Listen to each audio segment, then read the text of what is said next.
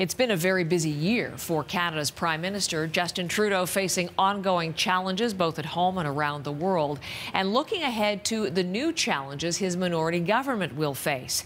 Trudeau sat down for a year-end interview with the host of Power and Politics, Vassy Kapelos, a wide-ranging discussion about some of those issues before the country, including ongoing tensions with China. Given how they've treated this country over the last year, would you ever pursue a formal free trade agreement again with China? I think we're a long way from that. Until there is room to find that common ground, I don't think that greater free trade with China is really something we can explore.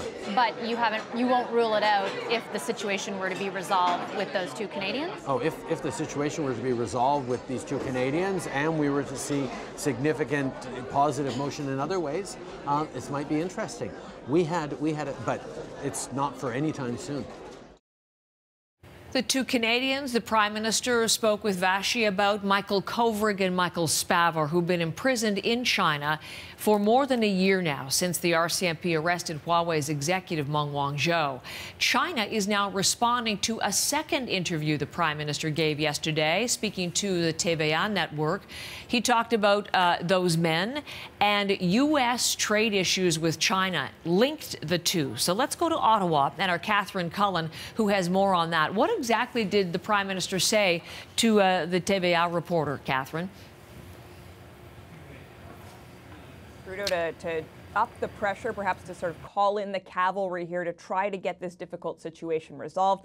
He told TVA Network yesterday that he has asked the United States not to sign a final and complete trade deal with China until the case of the two Michael Kovrig, Michael Spavor, has been resolved. Now, of course, that issue of the escalating tariff war between China and the United States, a massive issue, not only affecting those two countries, but global markets as well. It is interesting to note that the Prime Minister did not actually say how the United States responded to that particular request, but this is an obvious effort by Justin Trudeau to up the pressure a bit on China to try to get something done. It has been more than a year now since those two men, Canadian men, were taken into Chinese custody in a move that is widely viewed as revenge for Canada arresting Huawei executive Meng Wanzhou. And you will remember when we look at the dynamics in all of this that the reason Canada did that, well, that was because of a U.S. request to extradite her to that country.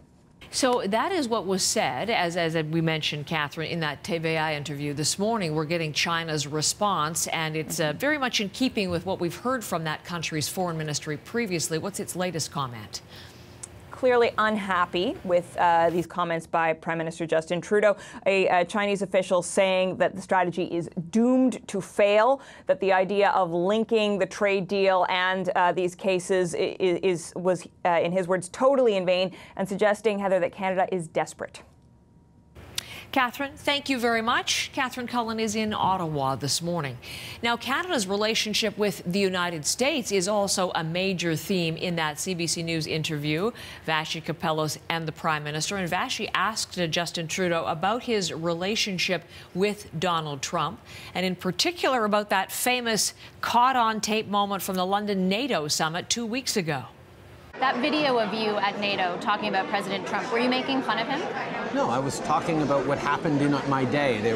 We were talking about whether the president was going to be late for this event. I said, well, he does press conferences that I'm happy to be part of at every time, so it's possible he's going to be running late. And oh, by the way, in mine, in case you're interested, fellow G7 countries, he announced that we're going to Camp David, and it surprised his advisors.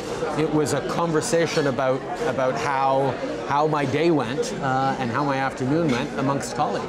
Were you surprised then that he called you Two-Face because of that? I think we've been through interesting moments in terms of the relationship with the president before.